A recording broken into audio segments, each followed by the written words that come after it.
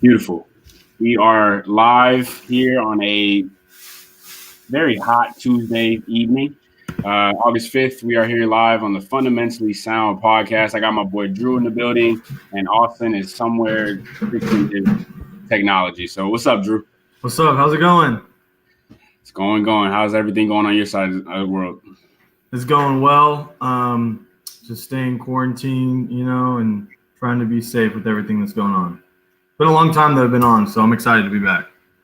For sure. I'm excited to have not only you, but Austin back. It's Austin's birthday, everybody. So make sure you splash in the comments. Happy birthday, old man, whenever he comes into the actual live stream. But we have a good show today. We got a little mixture of football and basketball. Obviously, some bubble talk. And then I got my boy Drew in here to talk some fantasy football along with some news about Jamal Adams trade. So I'm excited to get this one going. So without further ado, Drew, let's go ahead and hop into our first topic. Let's do it. So obviously this portion of my podcast of the podcast is going to be called Pick'em. And in this episode, we're going to be doing a fantasy football edition. So obviously we're going to pick two of the same position, similar players, and you just give me your player who you pick, and then obviously give me your reasoning why. Does that sound good? Let's do it. All right, sounds good one, man. All right, first up, we got Joe Mixon versus Nick Chubb Fantasy Edition. All right, so obviously we're not talking pure talent. We are talking who would you draft in the first round, second round of your fantasy football league. Hit me. So this is actually a very interesting question because we just had our draft, 2 months ago, and I was on the clock in our Dynasty FFL league, and both of these guys were available. We had Nick Chubb and Joe Mixon available, and I went with Joe Mixon. So the reason why, I think, first of all, it's splitting hairs. I don't want to say that there's a big gap between the two. But for Nick Chubb, he's got Kareem Hunt there. Once Kareem Hunt he was playing in a role player position after week 10. You can see that Chubb's fantasy value definitely went down. And then if you look on Mixon's side, he's adding Joe Burrow. He's adding some more weapons on the offense. He's getting back A.J. Green. He's getting T. Higgins. So the offense itself is just going to be a lot better, which is going to open up the run game. The other thing is, if you look at it, the second half of the year when Joe Mixon started getting ready, the coaches changed their personnel from 11 personnel to 12 personnel. Then he went from scoring 3 weeks of 10 points over to 6 weeks in a span, half the time less. So that's what I got for Joe Mixon. I think that just last year he started off slow. He got a little bit going, and he's going to continue that this year. That's a great pick. I mean, like you said, the gap in this selection is not big at all. It's not great at all. These two are phenomenal at their own unique position, right? Nick Chubb, I want to say he led the league in rushing yards last year. Clearly the only person on the Browns offense that actually wanted to play football on Sundays. And then Joe Mixon is an interesting case because, he's never had a team in which he's had weapons to, aid him in his journey of becoming an elite running back, right? He's just had to do everything on his own. Defenses have focused on him primarily, which is obviously, hindered his ability to run the ball. But, I mean, I have to agree with you. I'm taking Joe Mixon as well just because of the simple fact that I think not only with the weapons around him will he succeed even more as a running back. I think Nick Chubb's value goes down. I think it decreases because of the increased value in Baker Mayfield this year. I think Baker and Odell and Juice Landry, they're going to do it this year. I think between, obviously everything going on with the pandemic, and then last year they were getting, slaughtered by the press about not performing up to their standards. I think they're going to perform. I really do. And I think Nick Chubb's value decreases as a result of that. So I'm going to take Joe Mixon as well. The next one we got, Drew, is a interesting one. I want to say these are both sophomore running backs. I want to believe so. Both with extreme potential. The ceiling is extremely high for both of these. I think one of them won Offensive Rookie of the Year last year. Let's just go ahead and get it started, Drew. Josh Jacobs versus Miles Sanders. Who do you got? Yeah, so they both are sophomores. I think this gap is the biggest from all three of our pick'ems that we're going to have today. And I think it's Josh Jacobs by a landslide.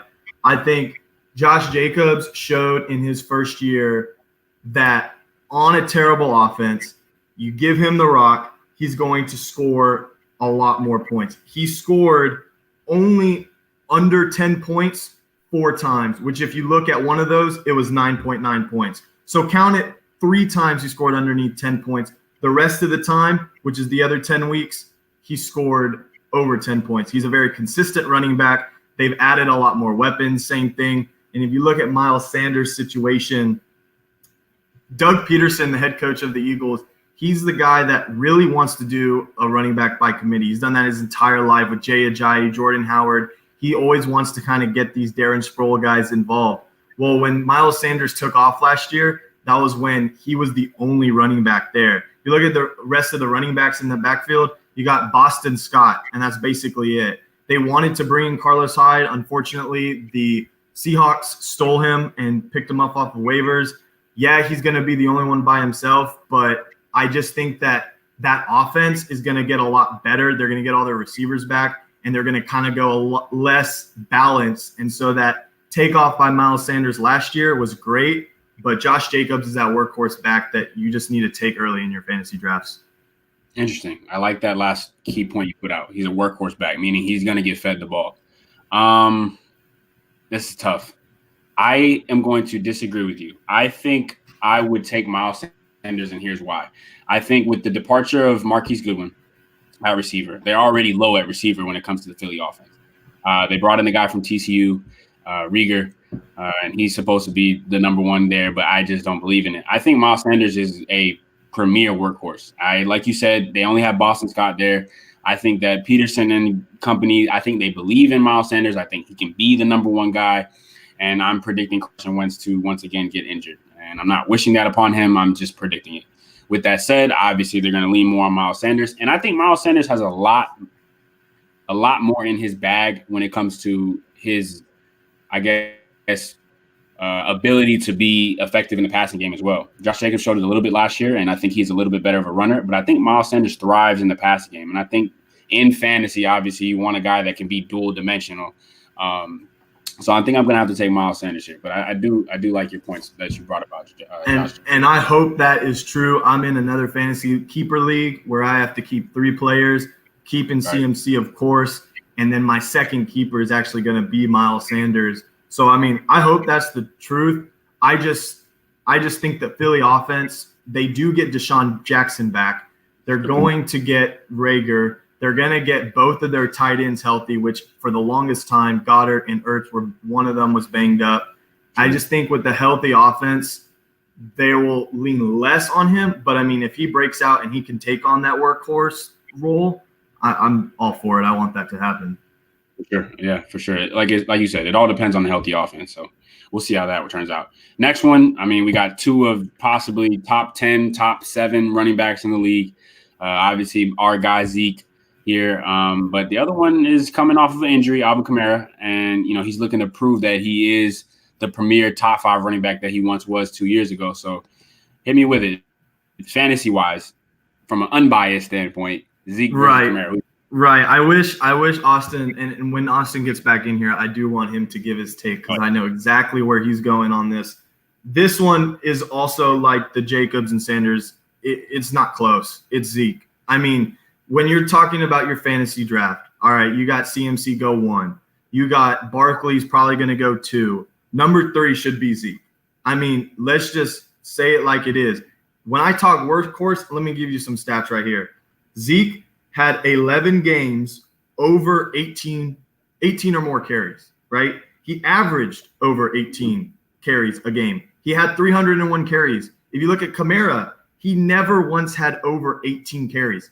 He had some 17s, but he didn't have anything. What's up, Austen? Boom! Happy birthday. We got an echo. We got a really bad echo. Can't do anything for that at this time. Echo. I can't do anything about that. Just take your AirPods off and use your laptop audio. I can't. They're not even connected to anything. Like I haven't. Then put them in. How do I even connect them to my? I was just listening to this stuff. Go on mute. I will go on mute. Or I'll something. I'll figure this out. Okay, here we go. We just started this, and I want to hear your talk, Austen. But this is Zeke versus Alvin Kamara. I'm going with Zeke. Nick hasn't given his answer yet, but I was talking workhorse back. Zeke had 301 carries last year. He had 11 games with 18 or more carries. Alvin Kamara had no games, 18 or more carries. He averaged 11 carries the entire season per game he played. He had 171 carries. That's 130 carries difference between the two. They average in fantasy points 4 more in favor of Zeke. I mean, Kamara's a great back. Like you said, Nick, he's going top 7 in fantasy drafts. But when you're talking about who you're picking at the front of the draft, top 3, Zeke is in there. He's just more of a workhorse back. He's shown it every single year. He doesn't have to worry about if his quarterback gets hurt or if anything happens. It's going to happen for Zeke. You hit it right on the nail. He does not have to worry about any health issues as of now. Knock on wood. The offense that he is in is durable, besides maybe his offensive line. Obviously, they have 1 or 2 shakeups within every year that obviously bothers him. But other than that, you said it perfectly. He's a workhorse compared to Alvin Kamara. He gets fed the ball. Zeke eats, right? Hashtag Zeke eats. And he's going to eat again this year. I think the other thing to worry about, too, is in the Saints offense. I think there's so many key factors, especially with Drew Brees on his last year. Yes, Alvin Kamara could get the volume. I just don't believe he can do anything with that volume. And I don't think he bounces back to the level that he was on 2 years ago. I also think with the addition of CeeDee Lamb, this opens up the run game even more. It gives Zeke the opportunity to thrive, to shine, just because he doesn't have to carry the ball 30 times a game. He's going to be healthy, prolonged throughout the entire season. So, I mean, obviously, this is a very biased and opinionated statement, but I am taking Zeke all the way. I'm drafting him in the first round. I'm drafting him with the first pick. I don't care. Austen, I'm going to unmute you, and just me and Drew are just not going to talk. That way the echo doesn't affect us. Let's go through a quick just boom, boom, boom. 1, 2, 3, right? Let's go through the Nick Chubb versus Joe Mixon first. Hit me with who your selection is.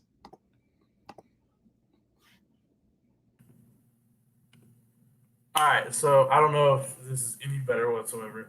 I don't. I hope it is, but I'm trying to pair my AirPods to the computer. Doesn't matter. So look, here's the thing. Nick Chubb or Joe Mixon, not even hard. Nick Chubb. Why is that even a thing? Joe Mixon's good. Don't get me wrong. He's very versatile in terms of being in the passing game because, they for some reason don't give Nick Chubb the passing volume that he probably should get, even though I don't know. They give it to Kareem. I don't know why. Number 2, what was it? Josh Jacobs and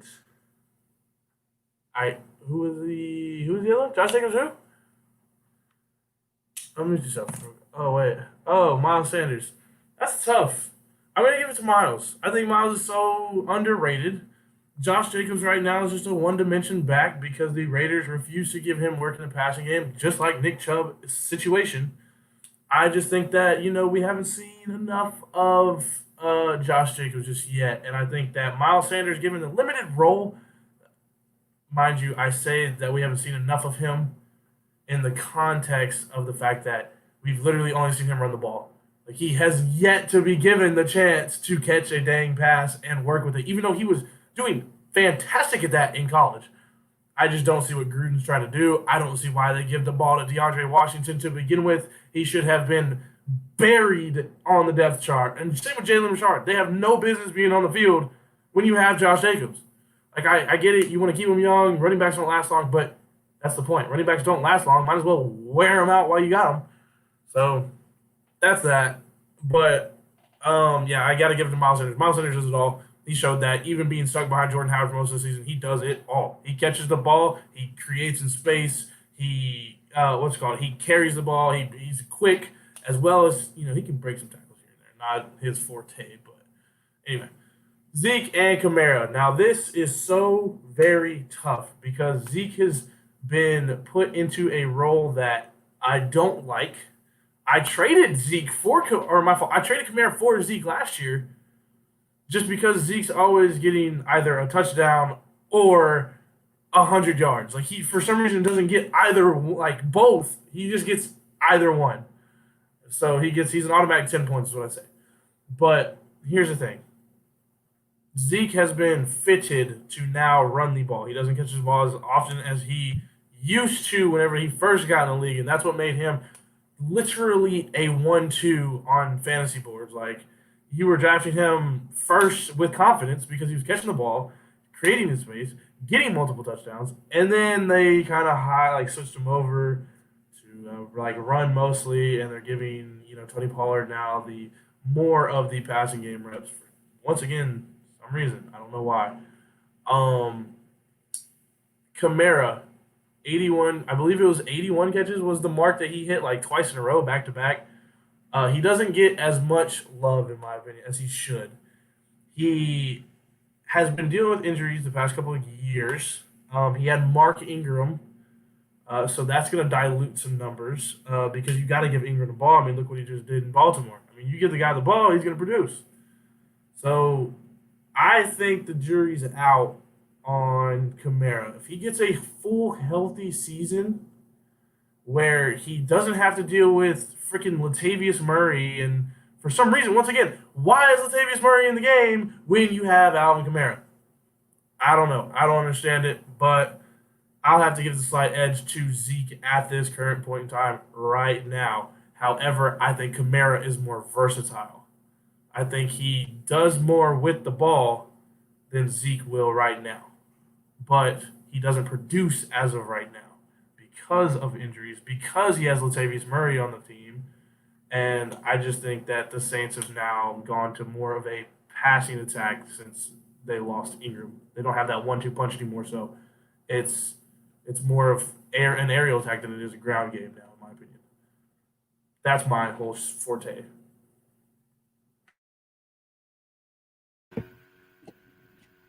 There you have it. Austin's picks are in. Drew, do you have any oppositional statements to any of those three pick'ems? I do. I don't want to spend too much time on this because I could go hand in hand with Austen for days on everything we disagree on. By the way, Austen, we picked different on everything except for Zeke and Kamara.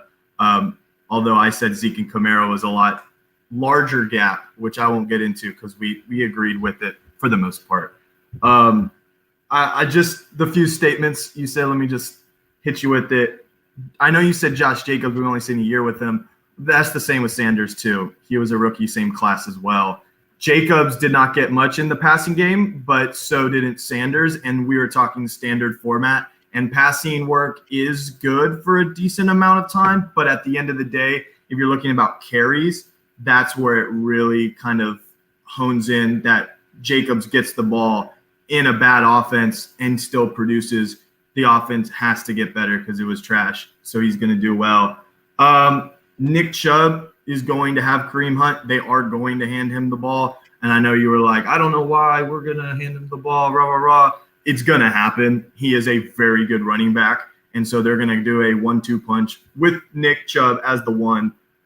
I think Joe Mixon will get a lot better than what he did last year through the offense getting upgraded.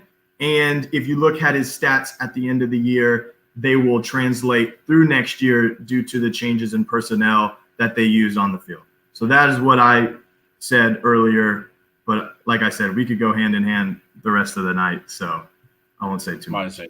Y'all can really go back and forth if we really wanted to. We could have a whole podcast about fantasy running backs. Moving on to our next topic, guys. We got, obviously this is a little late, but I mean, I didn't cover in the last podcast because I was so excited about NBA returning. The Jamal Adams trade. So for those who may not know, Jamal Adams was traded to the Seahawks for 2 first-round picks and another pick, along with safety Bradley McDougald, who is not a bad safety. He is a up-and-coming, young, solid, decent safety for the Jets. But in return, obviously, the Seahawks landed all-pro safety Jamal Adams. So my question to you, Drew, will start you off first. Who wins this trade? I think, first of all, they both win the trade. They both get what they needed. Overall, I think Seattle wins in the trade. When you talk about who's getting the best player, it's going to be Seattle. They're getting arguably the best safety in the league, no doubt, doubtably the top 3 safety in the league. So when you're thinking about Seattle looking to get to the championship, trying to upgrade their team, always had a good safety, always had a good defense. They get their key player. And yes, you do get your future picks taken away that could have replaced it. But I would tell you right now, if you could pick Jamal Adams, number 1 pick next year in 2021's draft, everybody would take him number 1 because he's the best player. And so the Jets do win the trade for their perspective because Jamal Adams did not want to be there. They are looking to rebuild. They get a lot of pieces. So both win, neither of them lose. But I think overall Seattle wins because they get the best player. Interesting. I'm gonna let Austen go ahead and give his perspective before I give mine. But interesting take there, Drew.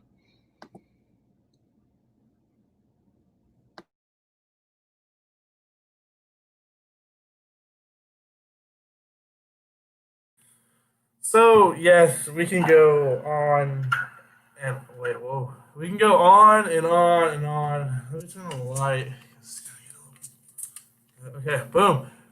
We can go on and on.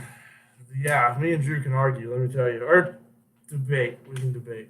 However, Seattle gets a great addition to their now again stellar offense. I like their safeties in general. I like their their corners. Their D line's underrated in my opinion. I think in the end we'll be looking that we'll be seeing that the Jets probably won the trade. Like you said, up and coming safety. Whatever. What is his name? McDougal, right? Yes. My fault. I just forgot. Anyway, up and coming safety. On top of the fact that you get 2 first-round picks. I don't think anybody should give up 2 first-round picks for a Jamal Adams. I don't care how good you are. If you're not like how should I say it? Jamal Adams, good run stopper, good safety in general. But I just don't think that anybody should be giving up 2 first-round picks for a safety at all. I can see if it's like maybe a premier position like a corner, running back, wide receiver, quarterback, maybe even a D lineman, like a big name D lineman, maybe like if it were to ever happen, I doubt it's ever going to happen, but like a Von Miller, I can see you giving 2 first-round picks for that. You maybe even another one. Nah, I'm just joking.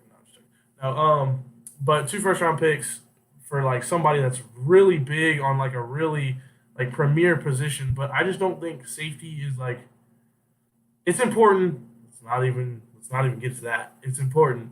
I wouldn't give 2 first-round picks for a safety. I just don't think that it's not that it's not intelligent. I think that's what they were missing on that team. That's what they're going to get. But I think in the long run, we're going to see that the Jets benefited so long as they pick right, which we know that the Jets have been really crappy at doing that. So as long as they pick right, I think they're going to win the trade. But I think this all comes down to you can't judge it right now. You're going to judge it 3 years from now. That's how you know who won the trade. You can't, like on paper, you can say right now, you can go back and forth, you can argue, you can debate back and forth, both cases, and make a good, both sides make a good case, but it's really what they do with those first round picks to see who won. Now, if they go and they draft a couple busts or like a couple mediocre players, obviously Seahawks won. But if they go and draft like, let's say, a star defensive player and a star offensive player, clearly the Jets won. So it's just one of those things.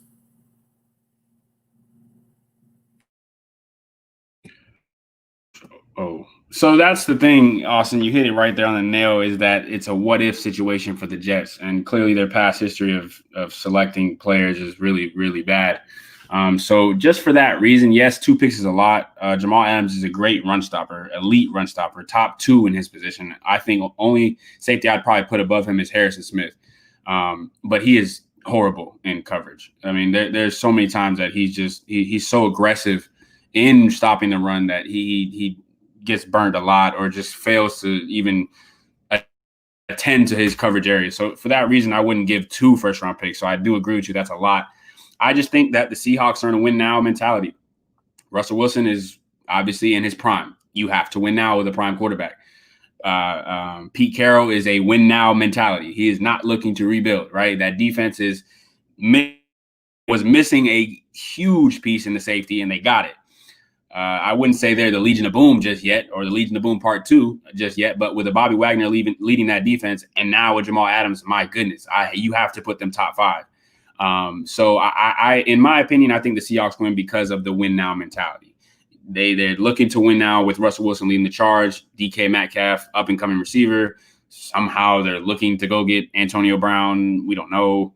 And now with adding Jamal Adams on that defense as a elite run stopper and a huge piece of this new defense, I definitely think the Seahawks win this trade. And with the history of Jets picking, I think those 2 picks, which will end up being in the late back end of the first round, if we're being honest, they're going to turn out to be bad players, if we're being honest as well. So I'm taking the Seahawks in this one. Moving on. NCAA news, UConn football program is the first major football program to withdraw from competition. If you guys have not heard, some news on this one, some key points about this one is that they went 2-10 in their last season in the AAC conference. So that speaks a lot to the UConn football program. However, they were looking to go as an independent program, similar to like a Notre Dame this year. So my question to you guys is do you see more independent programs doing this? Do you see more teams in different conferences doing this? What's your opinion and what's your take on this one? Drew, I'll let you start off. Yeah, this situation's obviously odd because UConn is in multiple conferences per sport. Then they were going to go independent. Then with the corona, there's so many factors to go with this. You've seen Notre Dame already getting into the ACC just for this year, just for football. I honestly think that it's not going to be as many other teams, BYU, Navy, Army, they're all trying to find their roles in this year's situation. I think this is just a blip on the radar. UConn, it makes sense. They're a basketball school. They went 2-10. They lose money by playing football. They actually do not make money like a lot of other programs do. It would honestly scare me more if a Power 5 conference team decided to say, hey, we're not going to play football. Okay, now that's, scary. Well, they kind of got screwed when all 5 decided we're playing conference only, and they go, well, we're not making money. We're going to have to play all these other schools, which are going to make us lose more money because no one's going to come to the games. We might not be able to have people at the games, rah, rah, rah. So I do think this is a blip on the radar. The players are all okay with it. They said that in a press conference. So, it's not the end of the world, go for safety and everything like that. But hopefully this does not domino effect into larger schools. Austen, what's your take on this one? So, I don't think it really matters. Let's be real here. It's UConn. I can't sit here and say, it's really gonna matter in college football. I looked at that news. Now, granted, I haven't really looked at the news, sports news a lot this summer because of the fact that there's been no news. But whenever I do, I'm interested, and whenever there's breaking news, I'm like, okay, I read up on it. This is one of those breaking news moments. I turned it on and I was like, yeah, I have no interest in reading this because it doesn't matter. I don't care that UConn is going to be an independent football program because at the end of the day, they're going to go 1-52 over the next 4 seasons.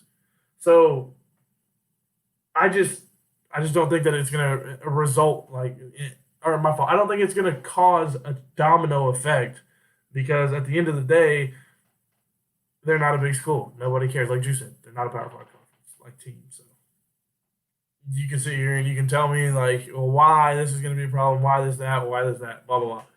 It doesn't matter. Bottom line, doesn't matter. That's all I can say about it.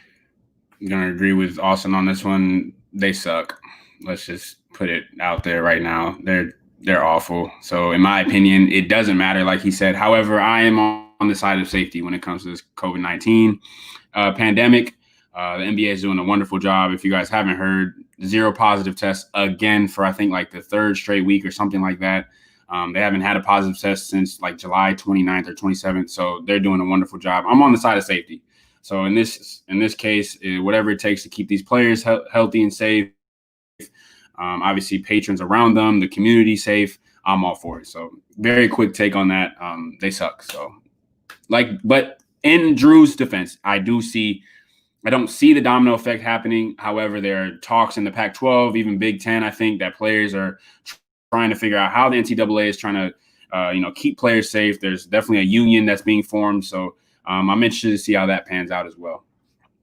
That's enough of the news. Now we're going to get into me and Austin's kind of forte, our little, niche, which obviously, Drew, you can key in on too. The NBA bubble. The NBA is back, man. And Austin is back to talk about it with me. It's about time, bro. It's about time. So, Austin, I'm going to let you start this one off because this is more of, obviously your forte. The most surprising team in the bubble. The most surprising team.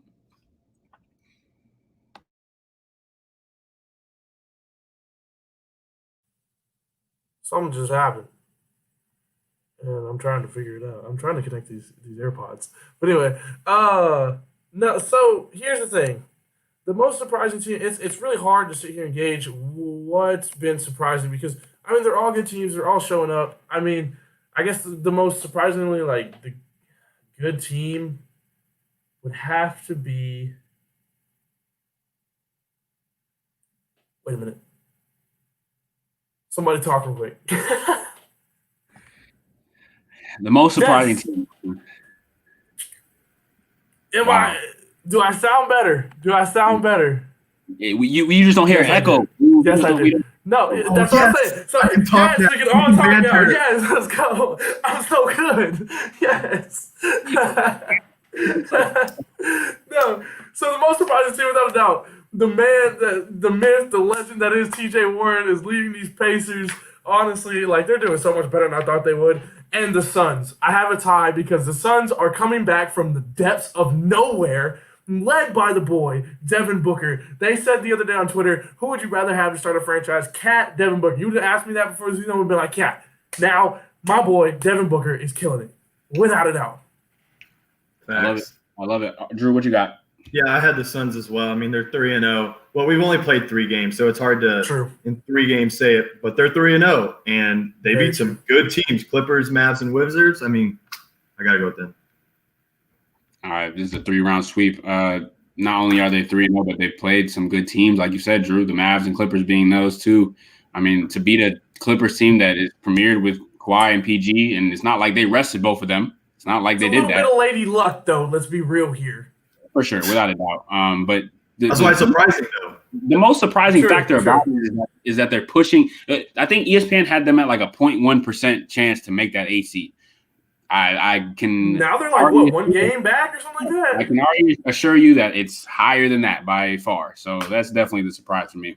Moving on to the opposite end of the spectrum, Drew, I'll let you start this one off. Most disappointing team of the bubble, and I can tell you this mine. This is gonna be another sweep. I already know. This is gonna be another sweep. I don't think so. What you got, Drew? I have the Bucks. They're mine. Okay. In my opinion, I don't think that there is a quote unquote disappointing team. There's been teams that have been kind of ups and downs, but the Bucks were supposed to be the Bucks. They're supposed to be dominating and winning all the games, and they're 1-2. It's hard. I said, it's hard. There's only 3 games, but they blew a lead to the Rockets. They lost to the Nets. They did beat the Celtics. They're a good team as well, but I just think now it's looking like, okay, if the Bucks are not where they're supposed to be after this bubble, you kind of have some more questions on where everything's going to go. Let's put a pause on that and realize that a big piece of this offense is not there. Eric Bledsoe ain't playing. I think that's a huge factor. Eric Bledsoe brings a lot to the game. I don't know if y'all know that. A lot of people sleep on Eric Bledsoe. I'm not saying he's point guard. I'm just saying that he is I'm not going to say a tier 1, a tier 2. He's definitely a tier 3 point guard that knows what the heck he's doing.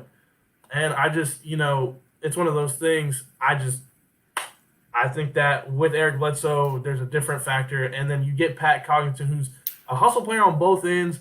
May not make a difference to the eye, but I think on paper he contributes a lot more. He's definitely in the positive end of the spectrum in terms of the plus minus almost in a lot of games, whether it's grabbing rebounds, whether it's hitting like 2, 3 threes, like he just comes in, he does his thing, he gets the heck out. Plays like 15 to 20 minutes. He's just a nice little role player. He does his role. He just hustles. But So who do you got? Oh, okay. So you all mind? Without Yeah, doubt, Memphis, bro. Memphis. I love the Grizzlies coming into it. Now you got Jaren Jackson going down. It's just so sad. Like Jaren Jackson was, on the come up once again. He tears his meniscus, which isn't terrible, but like it's not what you want to see. And then like Ja has just been trying so hard, and nobody's giving it. Ja and Grayson. That's really all that this team is right now is Ja and Grayson, and it's really ticking me off because nobody else is coming. Like nobody else wanted to show up in the bubble. Whenever they were, they fought stupid hard to get to the 8th seed. Their coach should have gotten what's it called? Should have gotten Coach of the Year without a doubt. Just getting them this far, and they were supposed to be a literally like guaranteed lottery pick at the beginning of the year, and you push them to the 8th seed before COVID happened. Come on, bro. He did. Billy Donovan does like have a great case. I don't think Budenholzer does. Budenholzer does what he does. So it's like I don't think he really deserves it. But I think if anything, it should have been those two as co-coach of the year. I like it. So I'm gonna address both of these. The Bucks, yes, I agree with Austen. Eric Bledsoe is a huge piece that they're missing. You're not winning a championship led by George Hill. Without a doubt. I'm sorry. As good as a 3-point shooter as he is, like he's just not starting material anymore. Yeah, he's not the same that he was, obviously. So that's a huge reason to why they're not playing to the elite level that they are supposed to be held at. The Grizzlies, on the other hand, yes, disappointing for sure. The person I'm most disappointed in is Dylan Brooks. He was supposed to be a 15-7 or like a 20-6 kind of guy who's supposed to help just a little bit. And he's failed, and he gets cooked on defense. Oh my gosh, CJ was not doing anything, bro. He was getting fried. So they're definitely disappointing. But this is going to come as a shock. It's my Lakers. They just lost 105-86 to the Thunder, who is a great point guard. They're definitely a respectable team now for sure, but you don't lose by 19 to the Thunder. I'm sorry, especially when LeBron and AD play close to 20, 25 minutes. They look rusty. They look like they don't know how to shoot a basketball. Dion Waiters is fat. LeBron, I think he just needs to go ahead and go bald because the balding with the hair is not working. AD is the only fresh one.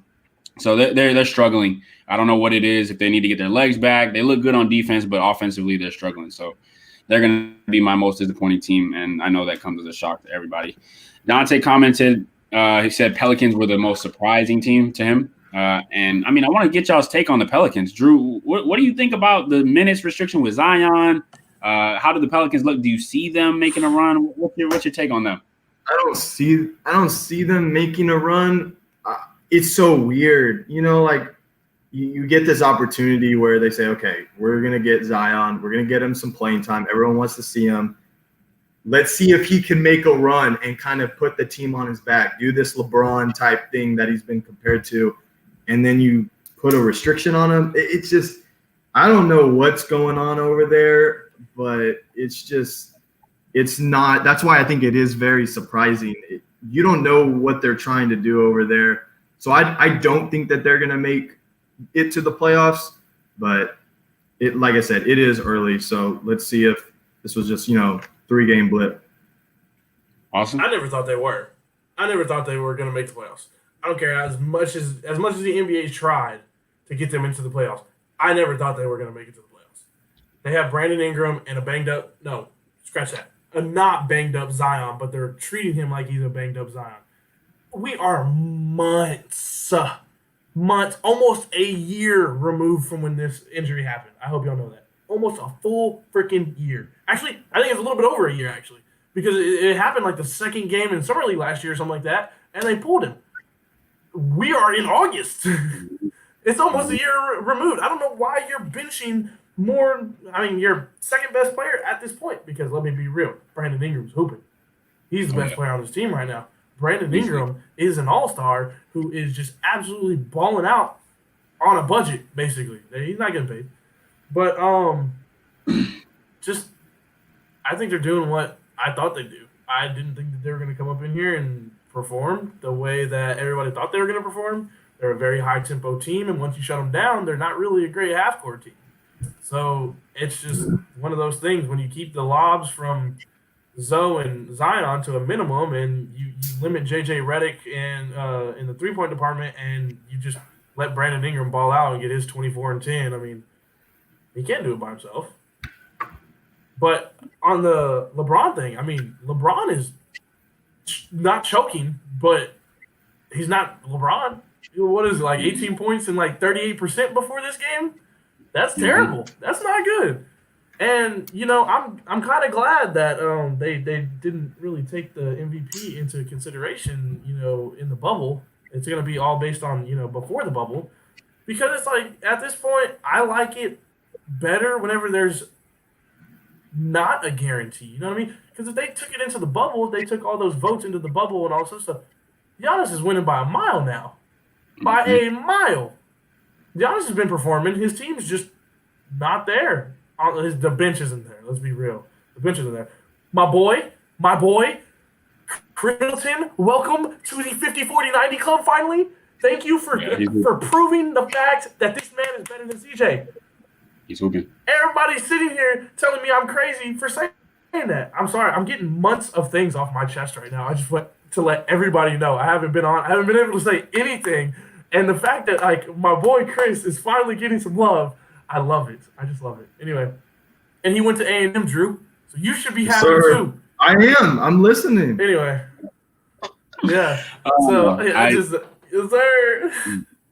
I appreciate the take on Chris. So Chris is hooping. I got to give it to you. CJ's hooping too, though, so don't disregard CJ. I'll get to the Pelicans later. Yeah, you're right. I'll get to the Pelicans later when we get to the fight for the AC topic, and I'll give my spill on them later. Miles commented. He said the way Memphis playing, they might not make the play-in tournament. He's completely right. I can see them falling to the 10th seed. So that is true. But, I mean, going on to the next topic, guys, TJ Warren. I mean, he's the talk of the bubble. Highest scoring average in the bubble. Do you want the stats? I don't know where it came from. Yeah, you can pull up the stats when you can, but I'll pull up the stats. I don't understand where it came from. But Austin, what's your take on TJ? Bro, like we were talking whenever John texted us yesterday. Where did this man come from? 39.7 points per game on average right now. 65% from field goal range. 61 from 3. 92% from the free throw line and 1 turnover in 3 games. Who would have thought? TJ Warren out of everybody. I mean, if you're a North Carolina State fan and you've just been hanging on to him for like 7 years now, maybe you think that, but like TJ Warren came out of nowhere and he is hooping and I'm loving it because it just takes some stress off of Depot. For sure. Drew, you've been watching a little bit of TJ Warren. What you think? I mean, yeah, homeboy's been balling lately. He put up that 50-point burger. He had 2 30s. Like he's doing something crazy.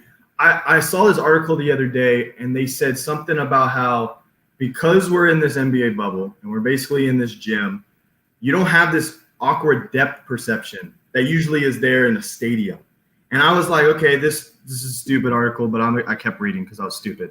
And I kept reading, and it's like, okay, imagine if you're in the streets and you just put a basketball hoop there, and you just have so much stuff behind you. You feel like you're just kind of shooting. You don't know where you are shooting towards the basket. But now that there's like a wall behind it, that people are going to shoot better. And I'm wondering if that is a case or not. I want to see the numbers after it's all done with this bubble, if people are just shooting because they feel like they're just at the rec center just playing. You know, they're just kind of shooting the ball up, you know, and they're just playing. So I want to see if this continues or not. It did come out of nowhere. So I'm definitely going to have my eye out. I read that article, and I think a lot has to do with that, yes, but a lot has to do with the idea that we're in a like isolated place where all you have to worry about is hooping. That's all you got to worry about. Putting the ball in the basket. you're right. The scoring has been increased. I mean, the Nets yesterday went for 14 3-pointers in the first half, who don't have a superstar on their team. Like, so I can see. Cabrera was like dropped 26. Yeah, the Rockets have put up like 80 3-point field goal attempts and are shooting like 60% from three. Like, I can see the numbers backing that statement and that article up. I definitely can. As far as TJ Warren, I think this is just a revenge plot for him. I mean, the man was traded for straight up cash. Like, straight up cash. He's it's just disrespectful. Yeah, so I think this is just a little revenge plot on his part. Do I see it keeping up? Yeah. If Depot doesn't come back, or if Depot comes back and takes the Robin role, I can see TJ averaging 25 to 30. So they're gonna ride the hot hand. They're gonna ride it. They're gonna keep setting him up. I promise you. They won't, like, Depot will come back and he'll be back in because he doesn't play back to backs. That's why he was out. Yep. Mm-hmm. So he doesn't play back to backs. So I just think that when Depot's there, they're still going to ride TJ Warren until he starts shooting like 3 for 12 like he was before this all happened. Until he comes back down to earth. Right. But we also got to realize there's no fans. Fans make a big difference. Like, you play in a game with no fans like we're used to, like us three are used to. And it's just like, you get to hoop. That's it. You don't got any pressure. But once you get to like a place where like eyes are on you and the crowd's loud and, you're getting trash talk, left and right. I mean, I think that's a huge factor. Yeah, it definitely makes a huge difference. It definitely makes a huge difference. But moving on to our next one, the fight for the 8th seed in the West. We got the Spurs, Pelicans, obviously the Grizzlies, and now the Suns. So Drew, I'm gonna let you start this one. I want to know who y'all got in like the play-in. Okay, yeah. So the 8th and 9th seed. Yeah, 8th and 9th seed, and then who you got winning it? If you're being honest, the 19 is going to be 4 games or below within the 8th seed. So the play-in tournament is pretty much 90% guaranteed. So, Drew, who do you have for the 8th and 9th seed in the play-in tournament, and who do you have coming out of it? Sheesh. Okay. I didn't have who else I was going to have in the play-in game, but I'll go with the one that I think is going to make it there. I think it's the Blazers. I think that, like you said, the Grizzlies, they just lost again today. They are not showing up, okay? And the Blazers have been showing up. And if you look at who they have left to play, it's not the hardest schedule, but it's a meat grinder. I mean, yeah, you got to get through a few games, but you can play. If you play well and you win about half of those games, I think that they have the opportunity to get there. I mean, the team that they have around them, they can do it. Let me pull up who else, what the stats are looking like for the rest of the other playing game. I'll get back to you all now. Sounds good. Awesome. Who do you have 8th and 9th seed? Who do you have coming out as an 8th seed? So, as I told you and John yesterday, and I seriously believe this because I think we have the ability to. The Grizzlies will fall. I don't think the Suns keep up at this pace. I think that they kind of stutter, maybe go 4-4, or maybe even go 3-5, maybe lose the next 5. But I think it'll be the Spurs. I think the Spurs will get there. They had a bad game today. Lonnie didn't show up, and they still lost by only 6. They've lost 2. Lost 2, 1-2. Yeah, lost 2, 1-2. They need, if they go in these next 4 games, if they go 3-1, I think they have a very strong chance. This isn't me being a Spurs fan saying that they're going to get in. I think that they look so much better running small ball than they did with LaMarcus Aldridge, and Jakob Poeltl. I think they look so much better running small ball. They can push it in transition. Their their pace has gone from, and I don't know what units of scale this is on.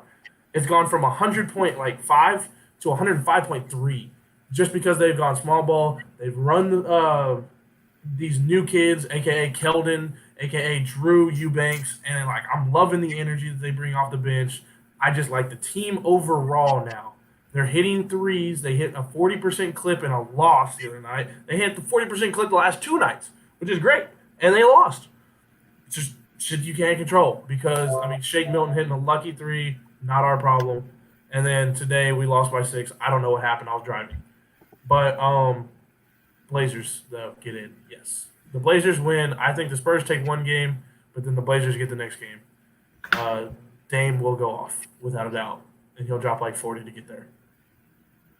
So I'm going to stick with the Blazers pick from both of you. I think the Blazers are the most talented team, and as far as depth is concerned, I mean, when you have Hassan Whiteside coming off the bench, you're in good shape. Led by two of the most dynamic scorers in the backcourt, and Melo playing out of his mind right now. I definitely see the Blazers getting into the play-in tournament. However, when I'm looking at the remaining schedule, it's easy. It's easy to see the NBA wants what they want, and that is the Pelicans, led by Zion. The Pelicans will get into the play-in tournament. Let me tell you who they play next. The Pelicans have the Wizards, the Kings, the Spurs, the Kings, and the Magic. If they don't come out of that 4-1, that's cake, honestly. Yeah, that's cake. The NBA forced this on purpose, and they're going to get what they want. The NBA wants money. Zion versus LeBron first round. They're going to get what they want. However, it's going to be tough. The Pelicans versus the Blazers, if that's going to be the play-in tournament that I'm predicting, that's going to be a tough one. I think the Blazers come out on top, obviously, because of the talent that they have across the board. I just don't think the Pelicans have enough. And, I mean, I'm going to go into the spiel about the Pelicans right now. Zion, the reason why he's on a minutes restriction is not because of his injury. It's because of how out of shape he is. The man looks 320.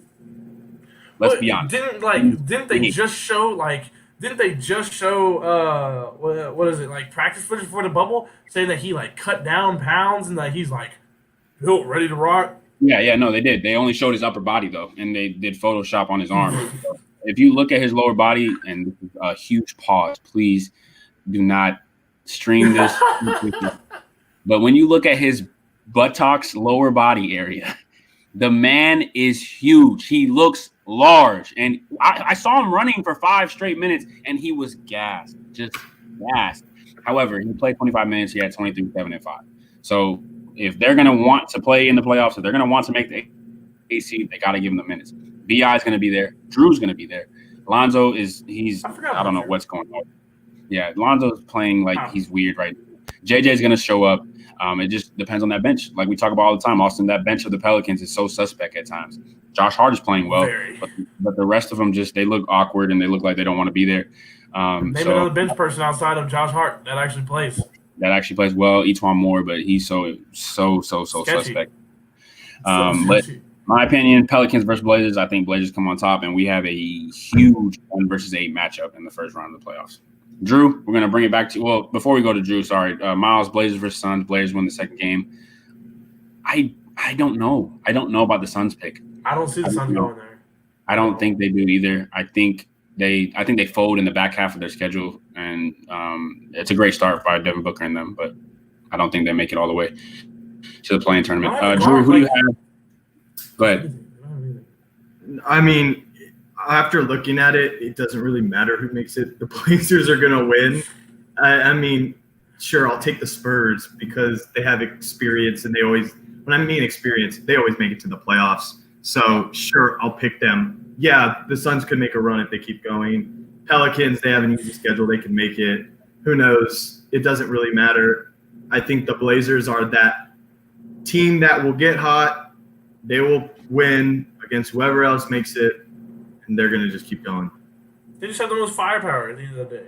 Mm-hmm. Like, from start to finish, like, they have the most firepower. I also think that, like, it just amazes me because this is the Blazers for you. Everybody says they're great, they're fantastic, blah, blah, blah. They just went to the conference finals. You have a better team. You lost Trevor Ariza, but you literally had replacements for him on top of the fact that you got Harkless. Not Harkless, my fault. Hassan. You got Hassan. Like, where's the talent drop-off here? There was none, in my opinion. Why are you fighting for the 8th seed this year? People can say Nurkic. Nurkic was injured last year. He literally, my fault, he got injured the year before. Didn't he, like, break his leg and then he was out for, like, the first half of last season or something like that? I can't remember.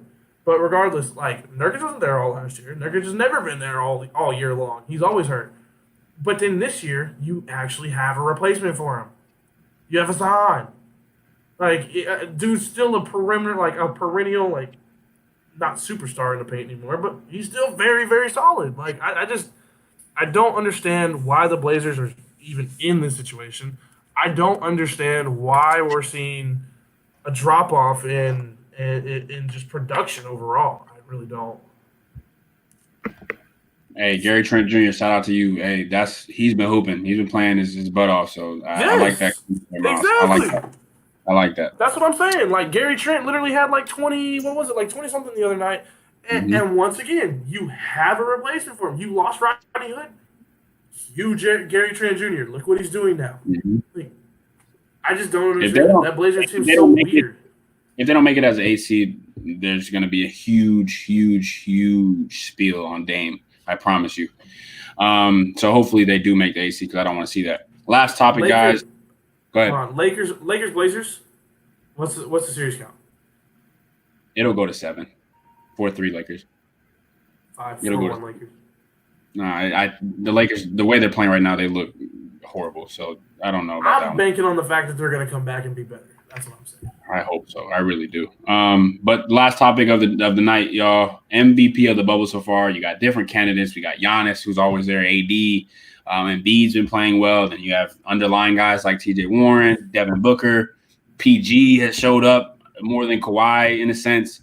So, I mean, Drew, who do you have as the MVP of the bubble in the first 3 to 4 games?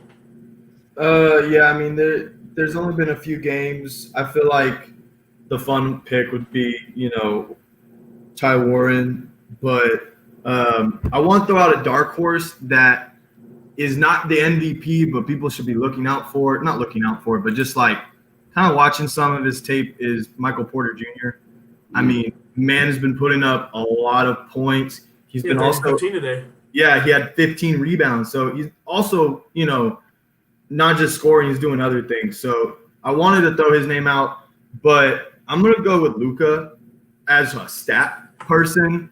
I mean, yes, Drew. I mean, man has always been putting up numbers. Let's just be honest. Yes. And he put up it was like 20 rebounds, 34 points, 12 assists the other night. He had another 40-point game, almost triple-double. I mean, yeah, it's not this flashy like Mavs are, trying to fight for a spot, yada, yada, yada. But he's putting up numbers. He's carrying the team, and he's a superstar. So I go with him, but it's super close. It's 3 games. You have the flashy ones here. You have the quiet ones over here. But those are who I got. AD is also really close because he's been the only person on the Lakers carrying them. Facts. Awesome. You're probably going to agree, but I can't agree more. Like this man, if anybody follows me on Twitter, I rave about the guys that I love. And Luka is literally right there. He's probably tied for my favorite player now with Kawhi still. And it blows my mind how good this kid is. And he's only he's younger than us. Like literally, he's younger than us. And he is literally a borderline top 5 talent right now. Like, let's be real. If I had to list the top 5, it'd be tough. He may be 5. I don't know.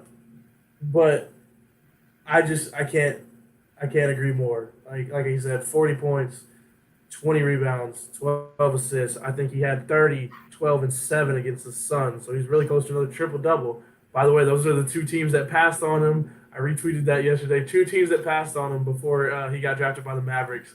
He just destroyed both of them. I loved it. I loved every bit of it, and I love seeing the kid do what he's doing. And he's going to finish 3rd in MVP voting before, this year, in my opinion. I think he'll finish 3rd. No, he'll finish 4th behind AD. I think it'll go Giannis, LeBron, AD, and then him. So when we're talking about valuable, I mean, yeah, Luka's valuable, and I think he's playing like a top 3 player in the bubble right now. I think they ranked him 6th before the bubble actually started, and I felt like that was a little disrespectful, especially of the season he's having, especially being top 3 in MVP votes. So I think he's playing out of his mind. He's definitely proved me wrong, especially because I've talked about Dame versus Luka a lot, and I rave about Dame, but he's definitely proved me wrong. However, the loss to the Suns really bothered me, and it had no fault on him. But I'm going to take that into account when I pick the selection. The other person was AD I was going to select, but he decided that he wanted to stay in the closet when they played the Raptors. I didn't see AD that game. I don't know about y'all. So I was going to pick him, but he folded. And then Giannis was another one too, but they haven't been winning, so I can't really give it to him as well. So the person I'm going to pick is Devin Booker. 30, 31, and 27, 3 dubs. Valuable. Who's leading their team? Who is valuable to their team? Yes, Luka's valuable. But, 3 wins, no chance of making the 8th seed, and now all of a sudden they're in the running for it. I got to give it to my boy D-Book. Definitely playing like a superstar, an elite talent. So that's my MVP. My thing is the Mavs live and die by KP and Luka. It's ridiculous. That's true. I think there was one person that had over 10 points in that game against the Suns outside of him and KP. So it's just like, I think the Mavs are just one of those teams that they're going to live and die by their superstars, and it's going to show. And I honestly think they're going to get bounced first round because of it. I don't know who they're going to play yet, but I think they're going to get bounced first round because, A, lack of playoff experience because it's a bunch of ragtag shooters and then 2 superstars. And B, just because of the fact that it's a bunch of ragtag shooters and 2 superstars. So you got to think about it. KP has never been in the playoffs. Luka's never been in the playoffs. I think the most playoff experience they have is Seth Curry. That's that. So, yeah. I think playoff experience is going to be a tough debate for another episode just because I don't think it will have a lot to do with the intensity or like the actual moment of the playoffs because they're in the bubble. I don't think that'll play a very large factor into it. But I definitely agree with you. They're going to live and die by them. It's the same thing with the Rockets. If Russ or Harden have a bad game, the Rockets lose. And we saw that the other night. Harden didn't have a 30 ball or something like that, so they ended up losing to the Blazers. So I see the same thing happening with the Mavs. But I want to get one last thing out the way before we end. I saw this on Twitter the other day between y'all two. Texas versus Texas A&M football. We actually beefed this out before, and my girlfriend told me that I had to stop. So I stopped. That's not a good thing to have. We texted read receipts of articles and long stuff. This is not a quick segment. It's not a quick segment whatsoever. This has to have its own episode, its own 30-minute spiel. But we did talk about it. All I'll say is we own the series by a very dominant margin. That's all I'll say. I like how he says we when he went to a Texas A&M feeder school, never went to TU, and was asking me about trying to get into the sport management program at A&M. So, my God, that is so petty calling it TU. TU, that's so no, and my old math teacher was the first person ever to say that to me. I told her to her face. I was like, that's so petty, because she was retired at the time. And what's it called?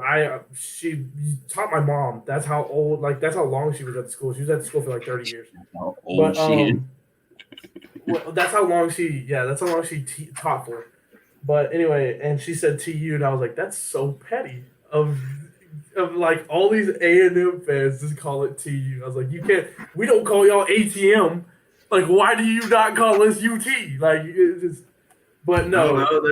Y'all not thinking of anything smart. It's not me. Bro, just because we're the University of Texas, that's how it was. You don't go over here. You don't see the University of Arkansas. You don't see Arkansas State calling them AU. No, they're UA.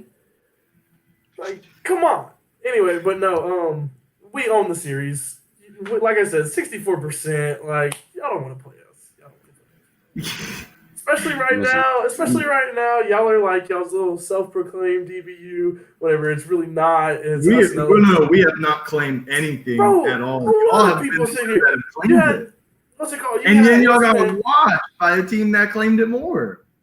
I don't understand it. Hey, we had 5 DBs out at one point last year. So then you aren't DBU. We can't help injuries.